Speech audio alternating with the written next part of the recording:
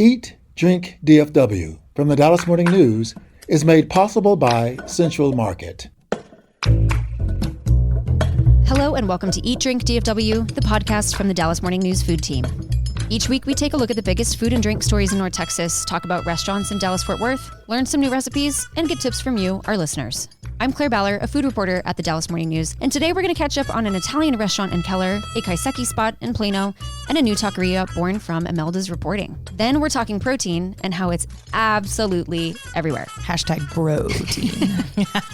So stick with us. That's all coming up right after this. Central Market is really into food, like fish flown in so fresh it still has jet lag into food. Our sourdough starter has been around since grunge was a thing into food. We're talking more prime cuts than a greatest hits album into food. Central Market is really into food. If you are too, then we're the HQ for you. Whether you're a make every recipe in the cookbook foodie or a my favorite recipe is reheat type who just digs the delectable, no place makes every day more delicious like Central Market. Really into food. Shop now at centralmarket.com. For the latest food and restaurant news in Dallas-Fort Worth, visit dallasnews.com/food and email us at eatdrink@dallasnews.com with any tips, story ideas, or podcast thoughts. I'm joined today, as always, by my colleagues Imelda Garcia, Sarah Blaskovich, and Zakaria Washington. And also, as always, we've got a lot of news to discuss. I want to start with Sarah and Zakaria because you two were recently in Keller for a story. What brought you to that corner of DFW? Honesty is always our policy here at Eat, Drink, DFW. So let me give you the honest answer. They invited me, and I don't know much about Keller. And so the owners sent me an email. This was months ago. They said, hey, we opened this restaurant in, I think, 2023 in Keller. Are you interested in coming? And months ago, I said, I'm so sorry. No, we missed the whole boat on covering the opening of a restaurant that was a while ago. They said, okay, I understand that. They were nice about it. And they said, we're opening another restaurant with a similar name that's a little more casual. What would make you interested in coming to see it? And I was like, well, I'm interested in every single new restaurant. And we try to get to most of the openings that seem relevant. And so I said, all I need is for you to tell me like before it opens so that we can come before or right when it opens and write a restaurant opening story if we deem it necessary to do so. It seems so simple, but they got to me at the right moment and said, hey, here's the opening date. Can you come out? And we did. So we made the 40-mile drive each way from my home in East Dallas to Keller to try out Aquario Pizza Pasta Bar. Did you bring your passport? You know, it was a serious maps situation, Imelda. If you would have been like, which couple of highways are you taking from your house to get to there? I'd be like, I have no idea. Thank God for Google Maps. Aquario is like a casual Italian restaurant, and you could see right inside the kitchen. And so I got a lot of footage of both the chef and the pizza chef as they were like kneading the dough and cooking the pasta in the back. It's just a lot of cool visuals that I was able to get. One of my favorite little behind the scenes parts of being at Aquario in Keller was like the Dallas Morning News swarm that we had on this restaurant. So it was like I was sitting at the corner of the bar with the two owners on either side of me. And those owners are Albanian who came to the United States at a certain point. He's always been a restaurateur. She works in the legal field. Then they moved down to Keller where they're raising a child and they have opened these two restaurants now. So that was us in the corner. And then we had Zakaria in and out of the open kitchen.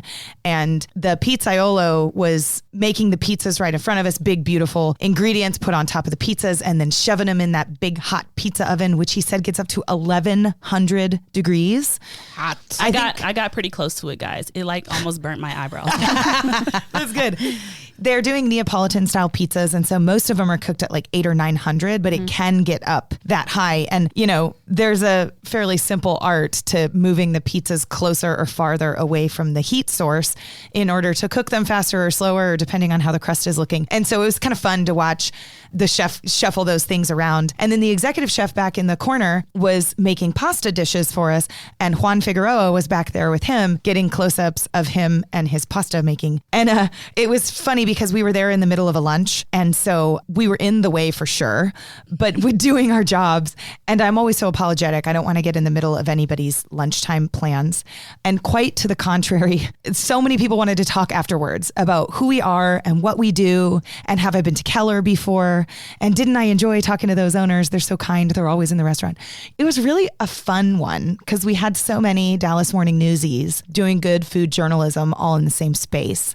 And so I'll say Keller is out there unless you live in Keller, and then it's real close. But this restaurant serves South Lake and parts of Fort Worth, like North Fort Worth specifically, in addition to Keller. And did you try the food? We tried lots of the food, and the pizzas were like piled high, so piled with vegetables and prosciutto, one of them, that when you got your slice out, it was 2 hands. Whoa. Right, to hold the tip up and to hold the crust. But he's doing some non-traditional stuff with the pizzas.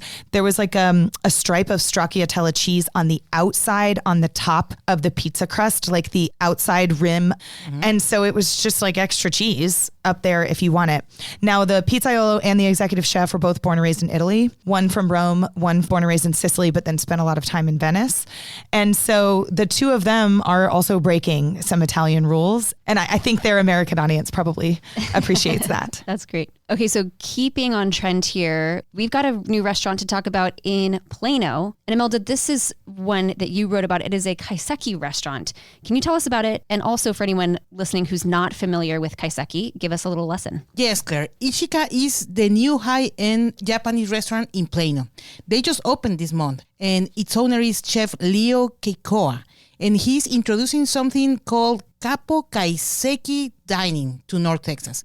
So kaiseki can be understood as a multi-course Japanese meal. That's it. But the difference between kaiseki and omakase is that omakase can be adjusted and kaiseki is not. Kaiseki is this set of courses that is directed by the chef, and it's focused on hyper-seasonal ingredients. That's why it's different. At Ichika, the menu consists in 8 courses that get together the 5 main preparations that the chef told me it's very important to highlight. They have raw dishes, steamed dishes, grilled, fried, and cured dishes. The cost of this dinner is $250 per person. If you want to make a reservation, you have to leave a deposit of $100. Ooh. I think they are trying to address all the cancellations and everything. Yeah. Now, reservations are released 1 month in advance. So if you want to go in March, I'm sorry, you cannot. It's all booked, all month. So you have to go on April or May or whenever you can. I mean, I think it's going to be one of those restaurants that is going to be really difficult to get in because it's a small place and it's very intimate, and we don't have many of those in Plano. I'll be curious to see if this prompts anyone else to open a kaiseki focused spot in Dallas. And I do think that we kind of hit a point where we reached maximum, or at least close to it, omakase in DFW. And so this is probably a smart move to pivot. I think diners are ready for it. I'm also excited that it's in Plano. As many listeners know, I was born and raised there. I'm a child of Chili's restaurants. I say proudly, that was the fanciest place I could name when I was a teenager. And so just the idea that dinner could cost, was it $250 a person, Imelda? Yes. In my hometown, it says the volumes. It says a lot about Plano. It says a lot about food in DFW at large. It says a lot about dining as a sport. I mean, if the company will pay for it, I'd love to go there. There's another new restaurant that I think has the coolest origins. Imelda, can you tell us about Double R Taqueria and how and why it came about? Yeah, Double R Taqueria in Spanish is doble R. It was born thanks to DFW Sabores. I am proud to say that. Whoa. It's crazy, guys. Awesome. So let me tell you the story. Last December, we had this DFW Sabores event where we invited all the people that we interview for this series. And over there, 2 restaurant owners met. And one of them serves al pastor tacos. The other one serves trompo tacos. So they came together with this idea. Why don't we place 2 trompos in one restaurant?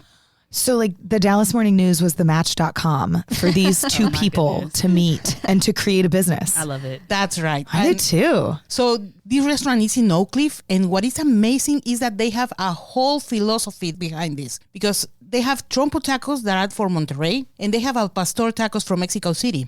So what they are trying to say is we are not in competition. We can be together because we come from the same culture. So it's the South with Mexico City tacos and the North with Monterrey tacos. What are the difference between the tacos, Imelda? So we are talking about 2 different tacos. One of them is al pastor tacos from Mexico City. Both of them are in trompo. You know, that like this spiraling thing that is cooking the meat. But Mexico City tacos are more red. They have a pineapple on top. They are marinated in a little bit sweeter flavor, and they are small.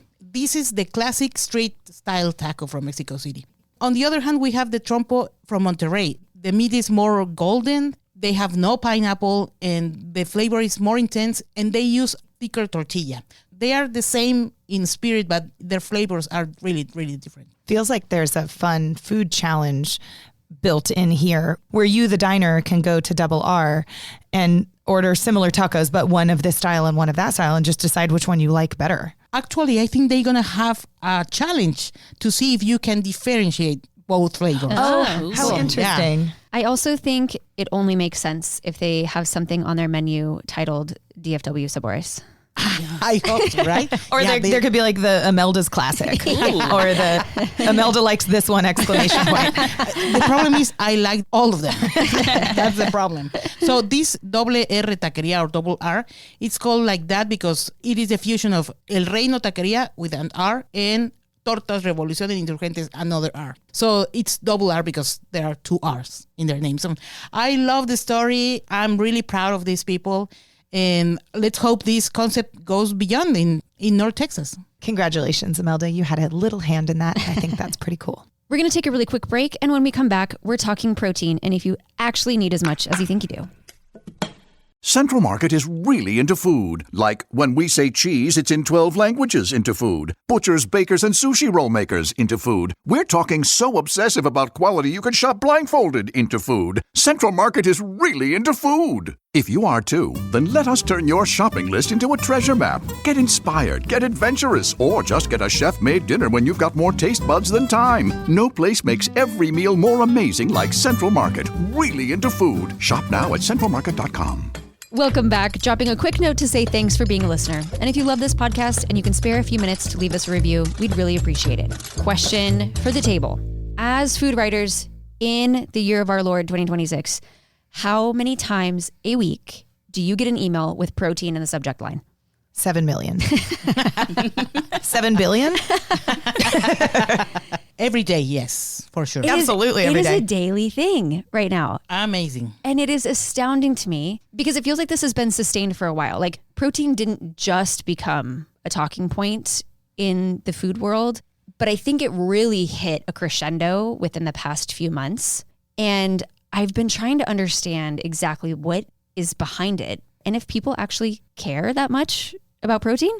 By the way, I brought you some tortillas with protein. So we can be in the mood, you know? Wait, these are protein tortilla chips? That's right. And it's amazing for me because I always relate protein with fit, gym, you know, diet. But these are tortilla chips. Those are guys. chips. I love Wait, it. and they're not just any tortilla chips. They are Loaded taco flavor. taco flavored tortilla chips. They're loaded with taco flavoring ? And they're loaded with protein. 17 grams worth. There you Yes, go, 17 guys. grams Help yourself. per serving. How, Imelda, what is a serving size? 20 chips. Okay. Also, you get to eat. Wait, how much for 20 chips? 17 grams of protein. 17 grams. That's good. Well, I don't know how many I need, but I probably need all those. 20 at least. You got to eat at least 20 chips. Everybody go. So I am authorized now to eat this without any guilt. Those are disgusting. These taste like, it tastes like taco seasoning. I like them. Oh, you can like smell the protein. No, I know what it is. I know what it is. These taste like one of the salsa packets from Taco Bell. Yes. Oh. Which one is yeah. it? Fire roasted? If you like dehydrated it though and turned it into a powder. Yes. For Taco Bell, please refer to our PhD expert. What else do you want to know about Taco Bell? I know all kinds of stuff. Just kidding. No, I don't like those at all. I think that is, I don't think that protein should be on chips. Okay. I think about protein so much, but for me, this is not new. I came from a protein family. So like, let's go back to the 90s. We were like a low carb family, and granted, I'm a kid, so like you just eat what's given to you, but not a lot of bread, no sandwiches, certainly no chips or stuff that's bad for you. And protein was like a food love language in my family. So much so that I think about it like if I'm not feeling well, headache, maybe a little motion sickness from being in the car when somebody else is driving, anything like that, the thing I think that can fix it is protein. Okay, wait. Yes. So protein was to your family what Windex was to the family at my big fat Greek wedding. Yeah. I love Yes. it. Fixes everything. And I, yes. And also it did fix everything. Still does. Like truly, if I'm like hangry, spoonful of peanut butter. Or 4 tiny spoonfuls of cottage cheese using the little gold spoon that Claire inspired. No, but truly, like, I think that protein, this is a real thing, right? If you don't feel well, if you just need a little pick-me-up, for me, it's not like caffeine or something. It's not a snack of any kind. It is only protein that makes you feel better. We were a beef jerky family, eggs in the morning. I just come from like, that's the right way to spend your calories. And so I've always loved protein and felt like if you eat it when you feel hungry, that it makes you feel better. When the whole protein thing came around, I was like, have we not all been talking about this for 30 years in our kitchens? And so I think it's all really silly, but I've never thought to like count protein or anything like that. It was fact in my home that if it's 3 p.m. and you think you need a bag of chips, you do not. You need a yogurt. That is so funny to me. And I also wonder if your mom would have let you eat protein chips if they had existed. No. No, we were healthy, right? Like no hot dogs in the era of hot dogs because they had that thing called nitrates in them, right? No sodas because who knows what's in a soda. No, chips were out. And now that we know that we don't like those. I feel I can see protein everywhere now. In the coffee, now in chips. You are like surrounded by this protein, but I mean, how do I know how much protein do I have to eat? That is a great question. And it's something I have wondered for myself. I was pleased to very recently, as in an hour ago, discover that I don't actually need as much protein as I thought. I thought I needed like 100 grams of protein a day, but the USDA has a protein calculator.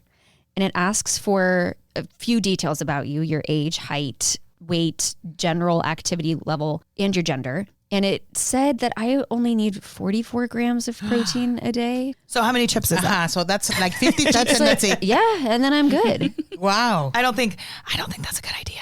Probably not. But what really fascinates me here is one, watching food trends in general, I think is fascinating. And what I have seen play out with protein is what we often see happen where you have this big talked about thing. I think these days, oftentimes it originates in social media where something becomes the new, you got to do this to have a high quality of life. Totally. And it became protein. And then you see the dominoes fall of big brands jump on it. But those brands are huge and are often really slow to adopt things, which is why I think we're just now seeing protein cold foam from Starbucks, et cetera. Because what I'm also seeing is a shift in the food trend conversation where there are people now saying protein was so last year and now it's all about fiber maxing. Right. And so I'm like, okay, does that mean that we're going to be getting like Metamucil protein or Metamucil lattes from Starbucks next? Ooh. You know, like what is that going to look like? Like how are brands going to jump on the fiber trend, which they'll probably also be late to?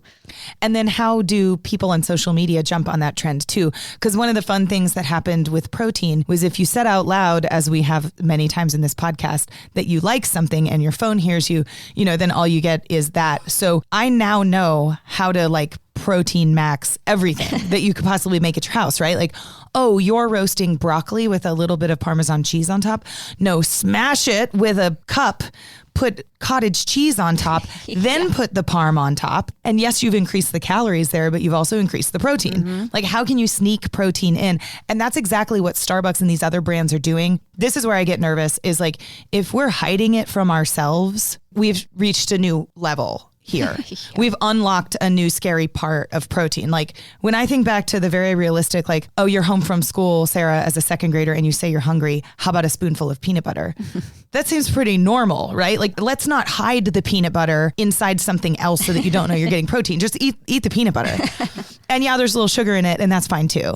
And so, yeah, how will we hide fiber in things? Influencers will tell us soon. And something that is tormenting me right now is how do you add protein to things? I understand milkshakes with protein because you add, I don't know, something with milk or something. But to the chips, how do you add protein to that? How do you get it in there? Yeah. Well, I think that gets us away from like the whole food idea as well. Imelda, it's a fine point. Like, it's the same question of like, how do you make something taste like vanilla without putting vanilla in it? And like science will let you do that. Should you? Or fiber. How do you add more fiber? Well, I think what's interesting about both of these trends, fiber maxing, protein maxing, is that a lot of it seems like a byproduct of the fact that societally we have largely gotten away from eating whole foods. Because if you're eating whole foods, you don't really have to be worrying about if you're getting your protein or if you're getting your fiber and needing to do that in non-traditional ways like nacho taco seasoning chips, right? That is what I think is also really interesting about this, is so much of it I think is really indicative of the lifestyle many people live, and brands kind of capitalizing on that, of realizing like, don't worry about, trying to track your grams of protein every day. Pick up one of these lattes on your way to work like you would do anyway, add some cold foam to it, and you're good. Claire, I want to know what are the benefits of fiber maxing? Well, let me whip out my PhD on this. No, from what I understand, fiber is super beneficial in keeping things moving, keeping you regular, so to speak. And I think if you paid attention to the colon cancer rates in the country, specifically among younger people, and the pretty scary increase that we're seeing, I think that's really behind now this pretty rapid shift from protein to fiber, of all of a sudden people are like, uh-oh, we need more fiber. If you think about it, it's kind of sad, because that means you are not eating enough fruits and vegetables and things. So you have to put together some powder or something and put it in the chips or something. It's kind of sad. Okay, even though I think that people are too obsessed with protein in general, clearly I think that protein is important. And so I want to ask if any of our listeners have a way to add protein into their food that's great and not crazy, like Imelda said. I sort of want to know, is it just as simple as adding cottage cheese to stuff? There has to be other things. So I will take your tips as your friend in protein. And if you, like me, want to know how much protein you actually need, you can find that calculator at the USDA.gov website. And if you do need some protein, I actually like these protein chips. With cheese and brisket, more protein. Ooh. There you go. That's all the time we have for today. Visit dallasnews.com/food for all the latest food news in DFW, and email us at eatdrink@dallasnews.com. We love hearing from you. Special thanks to our producer, Julie Fisk. For the news, I'm Claire Baller. Thanks for listening, and we'll see you next week. Eat, Drink, DFW from the Dallas Morning News is made possible by Central Market.